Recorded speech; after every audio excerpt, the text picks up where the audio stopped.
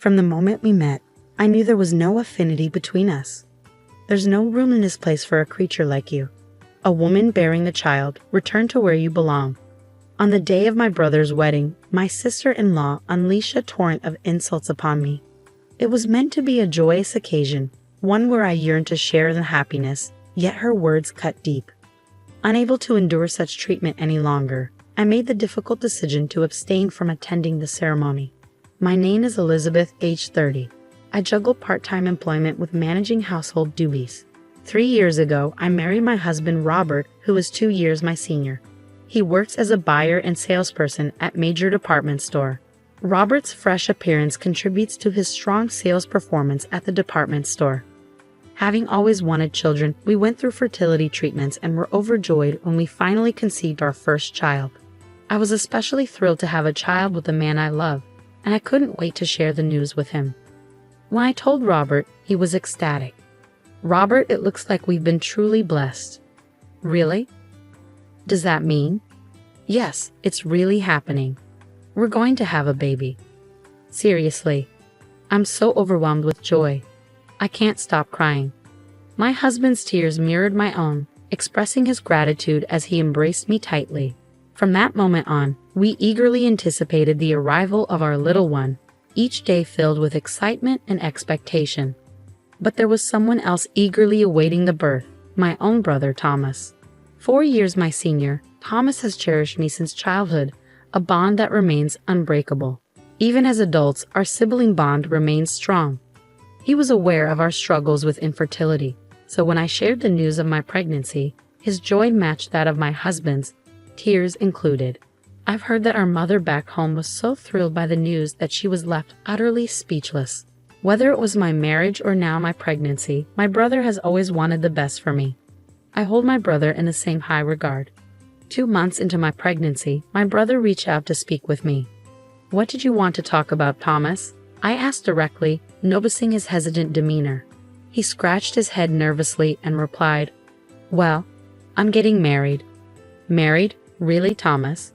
My brother attended an all-boys school for middle and high school, then studied at a male-dominated science department at university, so the fact that he might have a girlfriend had never crossed my mind.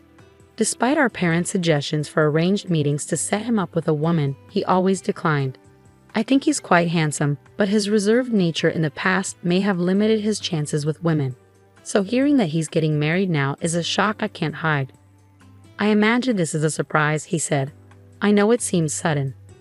"Definitely. So who's the lucky woman?"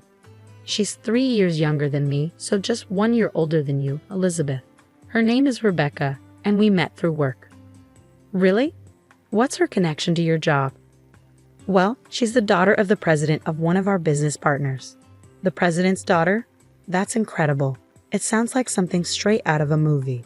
I gasped in astonishment, and my brother chuckled. "You're making a big deal out of this." Even though she comes from such a background, she's putting in the work at her father's company. We're both getting older and thought it was the right time to take this step. Seeing my brother so earnest about his future warmed my heart. He, who has always hoped for my happiness, has finally found someone special to share his life with. The thought made me feel as if I were celebrating my own good fortune. A month later, my brother introduced his fiancée to us in our apartment. "Nice to meet you. I'm Rebecca, your brother's fiancée." Rebecca, my brother's fiancée, exuded elegance and sophistication, clearly embodying the image of a career-driven woman. Observing her poised demeanor, I couldn't help but feel like we came from entirely different worlds. "Nice to meet you, Rebecca. I'm Elizabeth, the younger sister," I greeted her. "Ah, the little sister," she responded, casting a quick glance over me. For a moment, it felt as though her gaze pierced right through me, though I brushed it off as mere imagination. Yet, it soon became apparent that my intuition was accurate. Throughout our interaction, she directed minimal attention towards me, instead focusing her conversation on my husband. "Robert, your work as a salesperson at that esteemed department store is truly impressive," she remarked, engaging him in conversation. Caught off guard, my husband responded awkwardly, "Ah, well, thank you. I haven't had the chance to shop recently. Would you mind recommending something suitable for me next time I visit?" she inquired, her attention firmly fixed on him. "Of course, thank you. We'll be looking forward to your visit." It was evident that Rebecca treated my husband and me differently. It seemed she might be trying to flirt with my husband.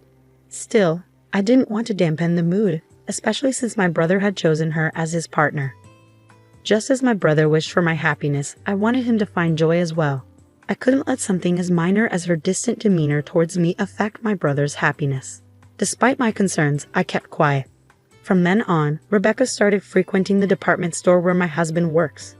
That day, my husband came home and let out a sigh of frustration. Rebecca stopped by my section again today. Again. She was there just yesterday too, wasn't she? Yeah, she's buying quite a bit, which is fine, but even when I'm assisting other customers, she interrupts without any regard.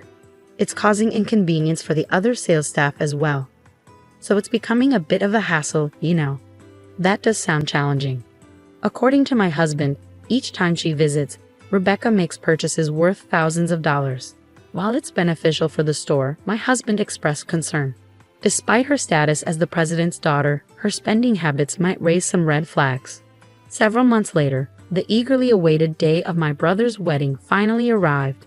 At that point, I was well into the later stages of my pregnancy, my belly prominently showing. It was a once-in-a-lifetime occasion for my dear brother. I was certain it would be a beautiful ceremony. I felt a rush of excitement as I left the house, adorned in a maternity party dress I had purchased specifically for this special day. The situation unfolded when I arrived at the venue and approached the reception desk. I'm Elizabeth Smith, the groom's sister, and this is my husband, Robert. When I provided my name to the receptionist, she seemed confused. Are you the groom's sister? Yes, I'm Thomas Harris's sister, I confirmed. That's odd, she responded. Then she said something unexpected. We were told that the groom's sister wouldn't be attending. What? That can't be right. I'm his sister. Of course I'm here. Well, we were informed that the groom's sister had other commitments and wouldn't be coming. Hold on, there must be some mistake. My husband and I were both planning to attend. Mr. Smith is listed as a guest and is confirmed. The cancellation only applies to you, the sister. Huh. I found myself at a loss for words, stunned by this unexpected twist. Turning to the receptionist, my husband inquired, "Who informed you that my wife wouldn't be attending?" "It was the bride," came the reply. "Rebecca," my husband questioned, a hint of suspicion creeping into his voice. As he sensed something amiss, his expression hardened. "Could you please fetch Rebecca?" he requested firmly. Shortly after, Rebecca and a woman who appeared to be her mother approached us, confirming the unsettling truth. I confronted Rebecca directly. "Rebecca, what's going on? Am I marked as absent?" "Well, it seems that's the situation," she responded nonchalantly. "Wait just a minute. I never once indicated that I wouldn't be attending," I protested, incredulous. With a sneer, she retorted, "Your presence is of no concern to me. Elizabeth isn't coming because you're nothing but trouble. Understand?" "Huh? What are you talking about? Let's be clear from the start. I've never cared for you. You parade around as if you're superior just because you have a decent-looking husband and brother. From the moment we met, I've despised you. Your plain appearance doesn't match your lofty name, Elizabeth. You're nothing but an obstacle to my happiness, guide." I had sensed her coolness towards me, but I never anticipated such deep-seated hatred. Stunned, I struggled to find my voice. She glared down at me, her words cutting like ice. "Didn't I make myself clear? You're nothing but trouble. There's no room here for a pregnant eyesore like you, so leave." I stood speechless, but the shock didn't end there. To my astonishment, even her mother began spewing venomous words that I found hard to believe. "Rebecca is right. Having someone as unattractive as you at Rebecca's wedding is a hassle. It's unfortunate enough for Rebecca to be associated with you." Rebecca turned to me, my face pale, and continued, "Leave now. You're just getting in the way. You're an eyesore, an ugly pregnant woman." In that moment, the anger I had been suppressing surged within me. Just as I was about to respond, my husband intervened. "How dare you speak to my wife like that? I never imagined Rebecca could be so disrespectful." "Let's go home, Robert. It's not worth it," I said. "Are you sure?"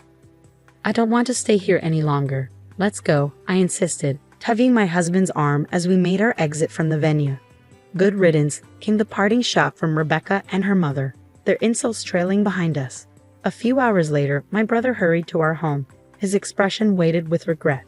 Elizabeth, Robert, I'm truly sorry for Rebecca's behavior, he'd apologized. It's not your fault, Thomas. How did the rest of the wedding unfold? I inquired. I decided to ask the guests to leave midway through. I couldn't bear to continue the ceremony after what happened to my dear sister. That was a wise decision. But why did Rebecca harbor such animosity towards me? Well, I was taken aback when I heard what happened too. Huh? I responded, unsure of where he was going with this. My brother spoke in a hushed tone. It appears Rebecca has been jealous of you, Elizabeth. Jealous?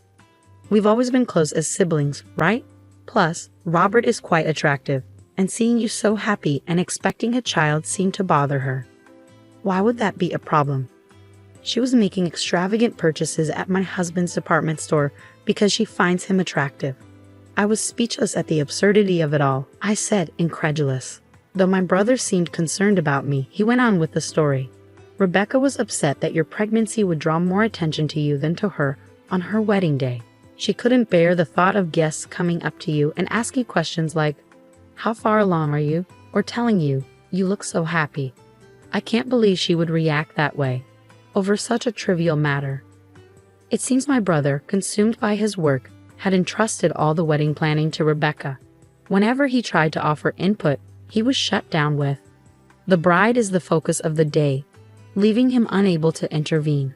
As a result, he was unaware that she had decided unilaterally to exclude me from the event. "I'm deeply sorry that my decisions have hurt you," my brother said, bowing his head in apology. The following day, my mother asked us to come home, so my husband and I hurried back. When we arrived, Rebecca's father was already there, his face flushed with anger, and Rebecca and her mother trailing behind him. He appeared quite serious. "Rebecca, don't you have something to say to Elizabeth?" he asked sternly. When prompted by her father, Rebecca clicked her tongue and erupted in protest. "Why should I apologize? I was the center of attention at the wedding. When will you stop this nonsense?"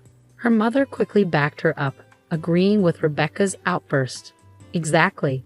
There's no reason for Rebecca to apologize. It's all this woman's fault." Both Rebecca and her mother openly expressed their displeasure, showing no signs of remorse. Then her father, visibly trembling, found his voice. "Who do you think you're speaking to? How dare you utter such words to these individuals?" he exclaimed, his tone filled with outrage. With that, he bowed deeply before us. "I am profoundly sorry for the despicable actions of my daughter and wife. Please, I implore you, find it in your hearts to forgive us for this grievous incident." Despite his earnest pleas, forgiveness was not something I could offer easily. I spoke plainly. "Do you truly expect us to forgive you? We were unable to attend our dear brother's wedding after enduring such mistreatment. How can we possibly forgive you? But if you don't forgive us, it will cause significant trouble for our company," Rebecca's father interjected, revealing his true motives behind the apology. Rebecca's father owns a wholesaler company that deals in imported goods and maintains a business relationship with my brother's company. However, my brother was incensed by the recent events and requested that his employer cut ties with Rebecca's father's business. This is why her father is now pleading for my forgiveness, hoping to salvage the business relationship with my brother's company.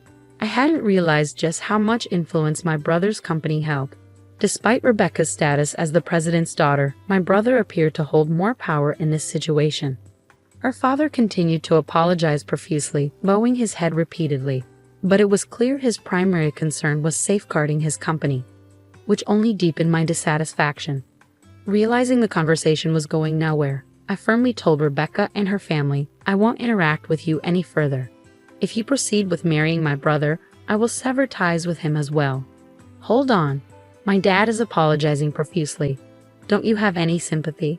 Rebecca shouted at me, her tone laced with anger. "Sympathy? You dare bring that up? You're the one who caused this whole mess. Who should really be apologizing here? Stop allowing your father to debase himself. Your selfishness ruined my brother's happiness. You're not suitable for him. Know your place." After her tirade, I threw Rebecca and her family out of my parents' house. Not long after, I heard that my brother and Rebecca had called off their engagement. She protested loudly, unwilling to end things, but in the end, my brother had to involve a lawyer. He also arranged for a settlement paid to me.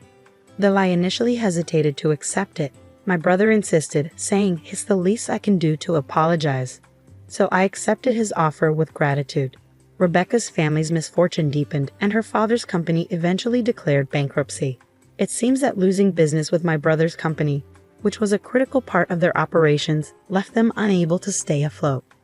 They lost everything because of their actions, and in retrospect, it seems fitting given their behavior. Someone like Rebecca, who could so easily hurl cruel insults, ultimately faced the consequences of her actions. Meanwhile, I have given birth safely and am enjoying a happy life. My brother has recovered from the end of his engagement, and he visits me almost every day to spend time with my daughter and shower her with affection. Robert, may I hold her for a bit? But you just had her not too long ago. Please, I'll be leaving in an hour. All right, I suppose I can let you. My husband and brother were taking turns holding our precious newborn daughter. As I listened to their heartwarming exchange, I couldn't help but feel a sense of warmth and contentment.